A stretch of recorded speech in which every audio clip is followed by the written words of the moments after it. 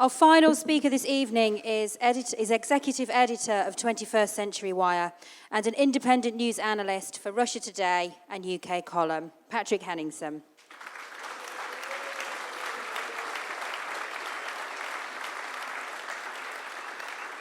Patrick is also host of the Sunday Wire show.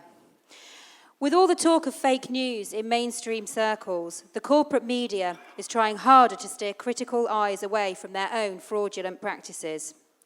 Patrick will tonight demonstrate how ultimately war is the real consequence of fake news. So please give a warm welcome to Patrick Henningsen.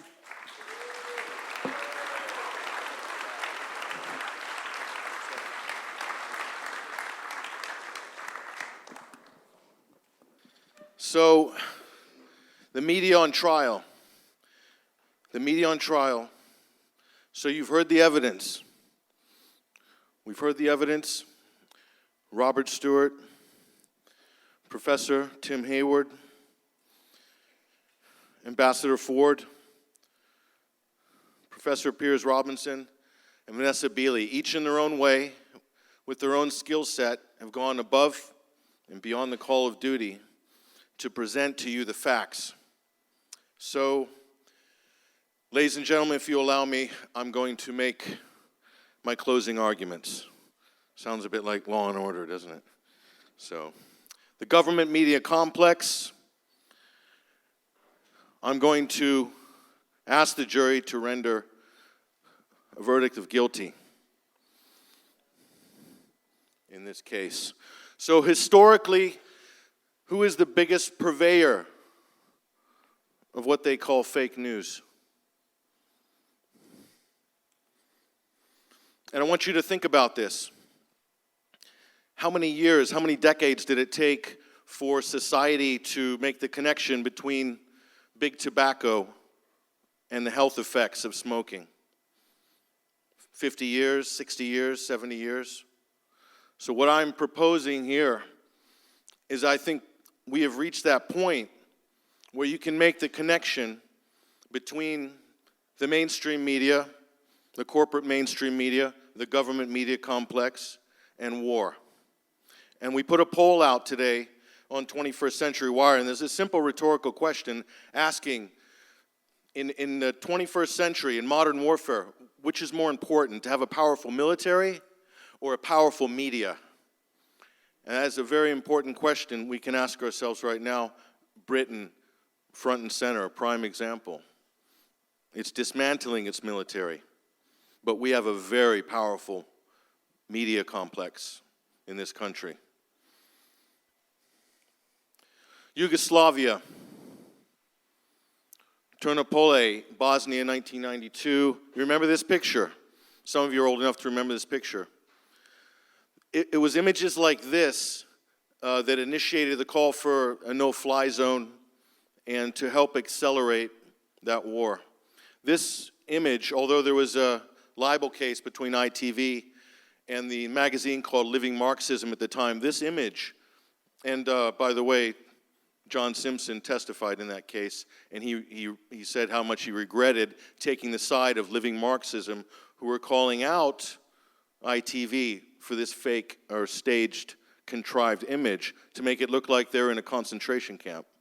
Somehow, ITN won that case. They had great lawyers.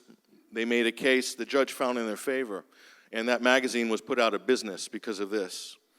But that image really says it all about the Yugoslavian war. And then later, in 1998, the genocide of 100,000 ethnic Albanians in Kosovo.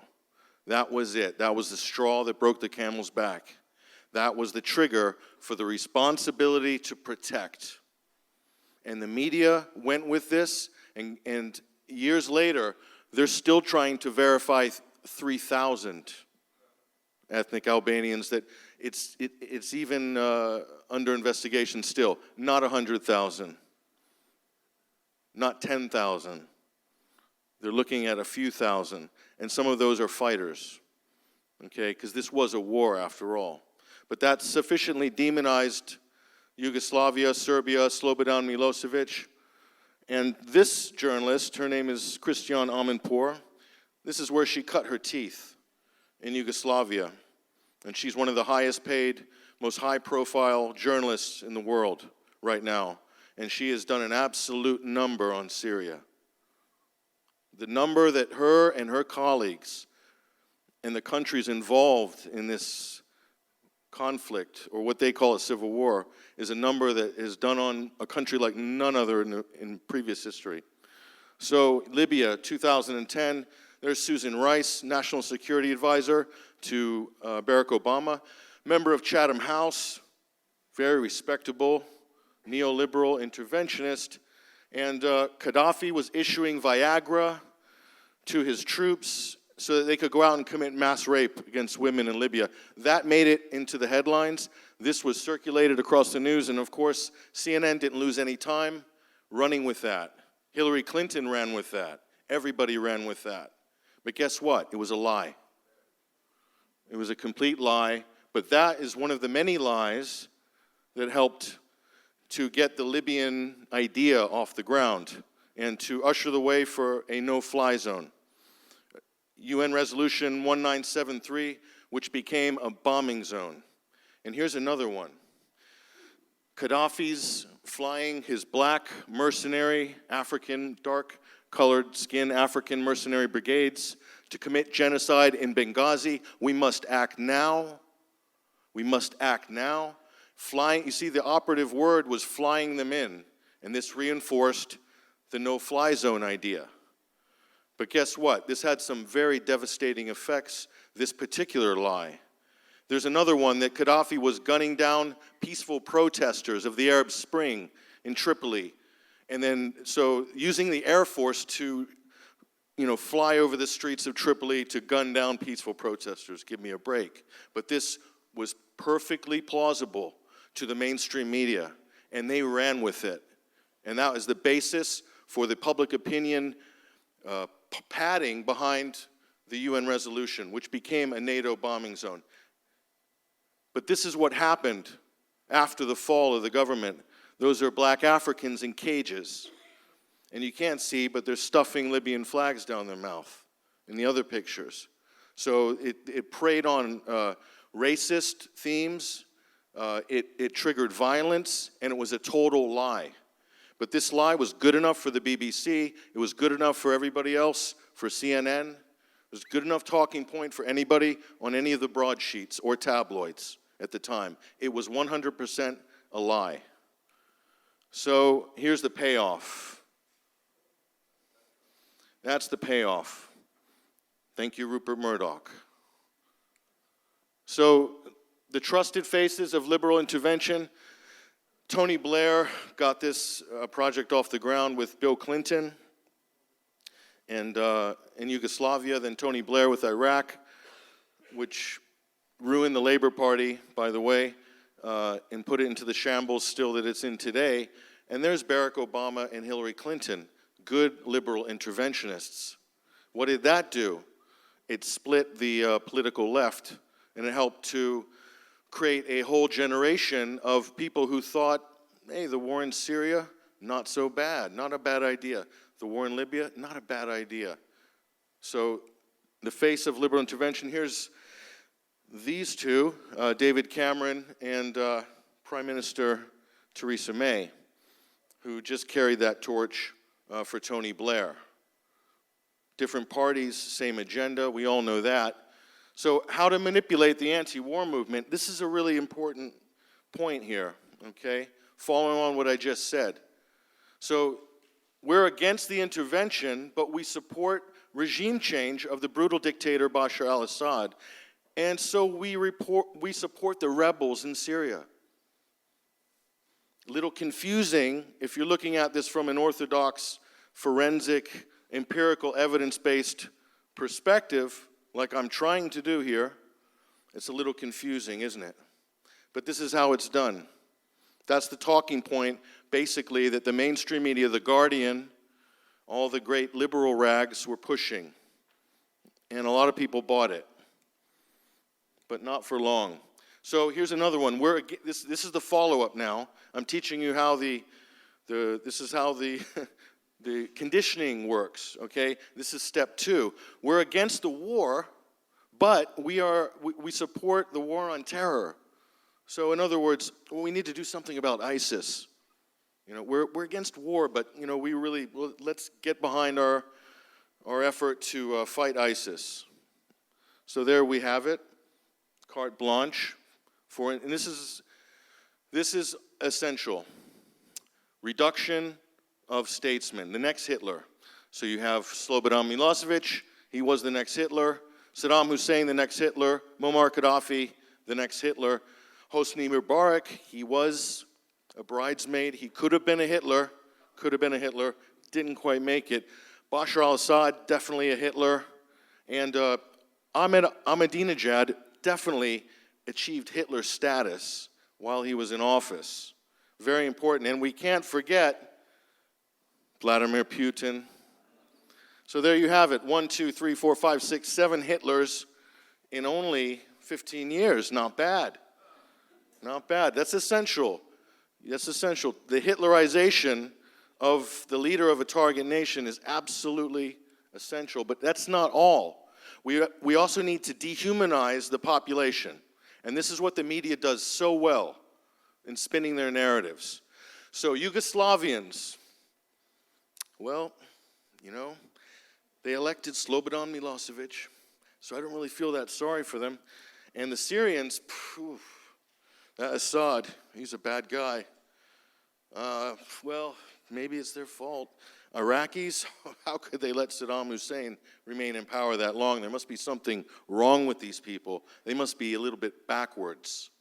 And the Libyans, Muammar Gaddafi, he's a certified nut job. So how could anybody, any respectable citizen, allow themselves to be ruled by these people? But do you see how this works? And this is the subtext of every single one of these stories I've just shown you. You can read through the lines. And let me tell you what it comes down to. The media have reduced all of the populations of these countries to good Germans. Because that's really what it boils down to psychologically. And that is exactly what all of the mainstream media outlets, the editors, when they're spinning their narratives, that's where they're taking you. You might not know it, or you might know it. Or backward Muslims, that's the follow-up, natural follow-up from there. And mowing the grass, well, that's what the Israelis say about the Palestinians. Operation Cast Lead, siege on Gaza. So this is kind of a basic blueprint. So Hitler, good Germans, see a pattern developing here. So by erasing, in Syria, by erasing the population, erasing the government, erasing anybody, erasing the armed forces, you create a vacuum, you create a hole, and you can fill that with whatever you wish. And that is what has happened over the last 6 years. And that's how we got to this point. So the Syrian regime, there they are. I can tell you the approval rating of that president on the end in Syria is a lot higher than these two. So who's the regime? And so let's just run through a couple of pieces of evidence I want to put to you. The jury, anti-Syrian propaganda, the gay girl of Damascus. You remember this story? There's the gay girl of Damascus. It's a 40-year-old American in Edinburgh named Tom McMaster. He's the gay girl of Damascus. That story was lapped up by the broadsheets and the Telegraph and everybody else. And that created a public, it penetrated the public psyche, and it helped to feel a little better about demonizing the Syrian government. Okay, here's another one, the last clown of Aleppo. Believe it or not, this is what they're running on CNN. Heavy rotation. When was this taken? We have no idea. Could have been 10 years ago, could have been a year ago. No one knows. It's a story. But this poor last clown of Aleppo, we're supposed to weep for him. Bana of Aleppo. This is a 7-year-old girl who ran a Twitter account. Every single media outlet in this country, in America, in Canada, they went for this. Front page, full exposure. CNN loved it. NBC loved it. They all loved it. BBC loved it. The Guardian of course, loved it. Here's her tweet. This was my personal favorite. Dear world, it's better to start World War III instead of letting Russia and Assad commit Holocaust, hashtag Holocaust Aleppo. That's a 7-year-old girl. She's not running her Twitter account. So who are these journalists at The Guardian? Who is in charge? Who's the editor of this paper?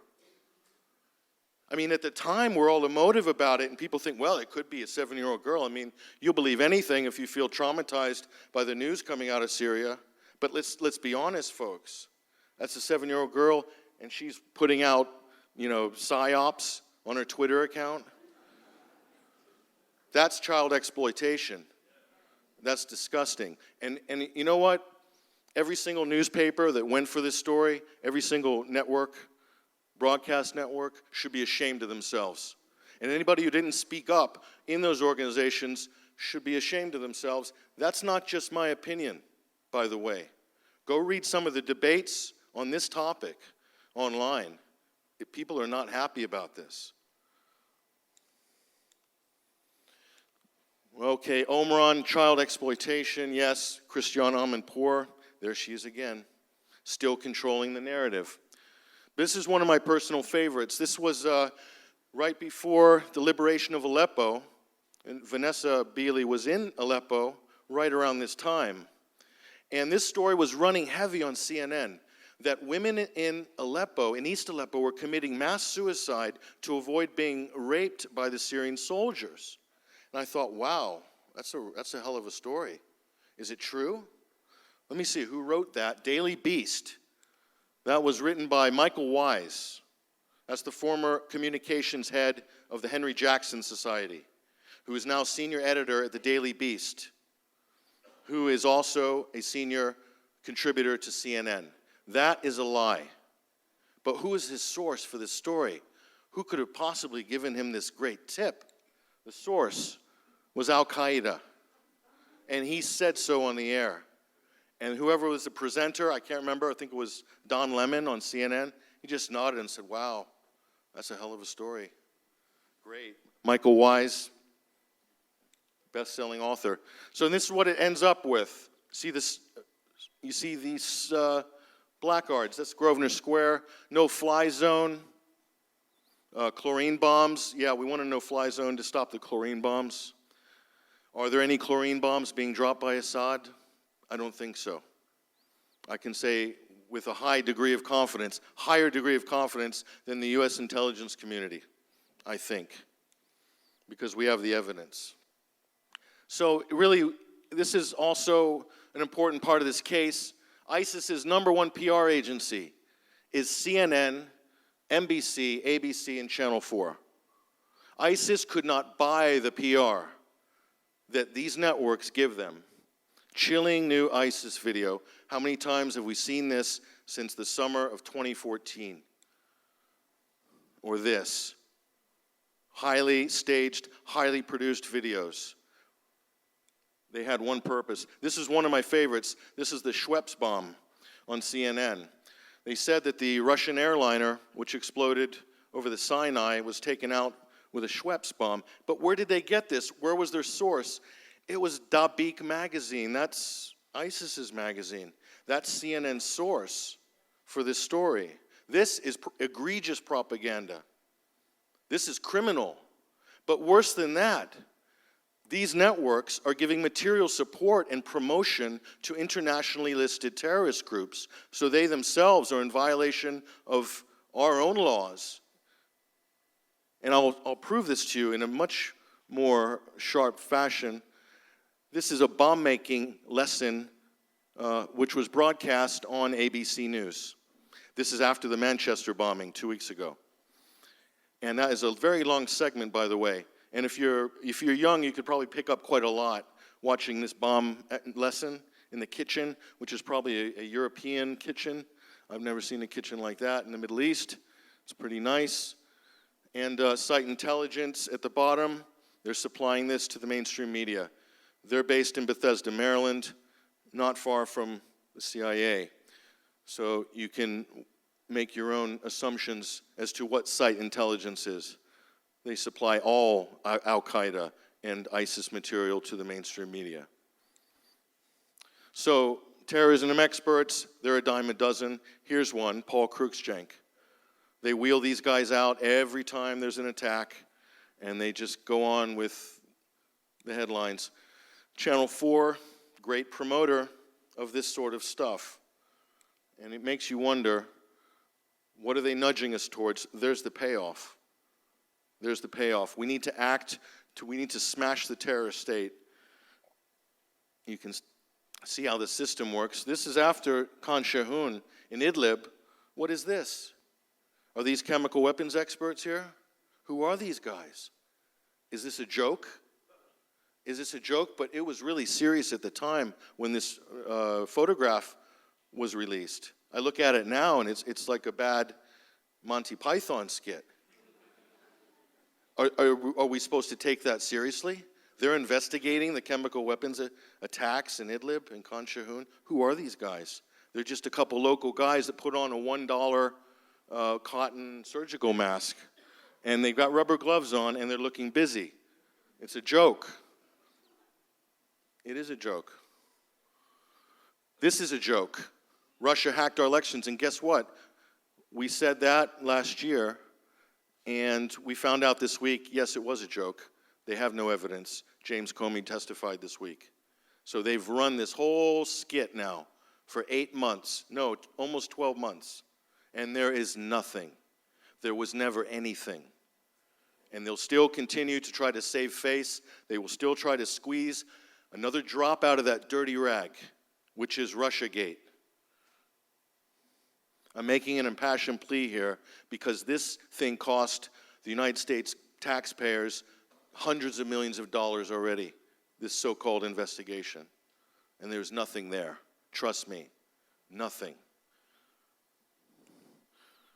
So,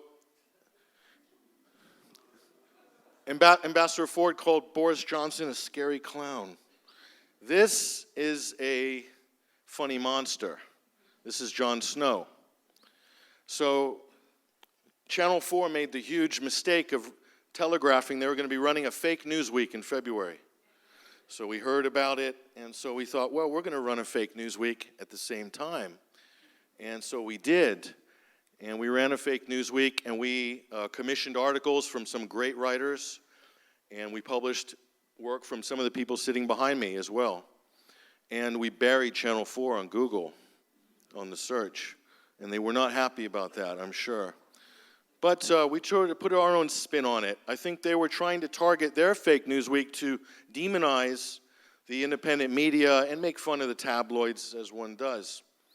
So, but we decided to take that spin a little harder and expose the mainstream media's fake news. And we ran our own tournament. We nominated fake news brackets. I would have taken bets if I was a licensed bookie. But this is the polls we ran. Thousands of people voted on which fake news outlets, newspapers, government agencies were the biggest and best fake news outlets. And thousands of people participated in this little exercise we did. And then we even gave an award to the top fake news journalist. And this is not rehearsed. I did not know when Sheila did the posters for this event that Jon Snow was on the front, and I had no idea. We put this out to vote on Twitter, on the public. We had thousands of people respond.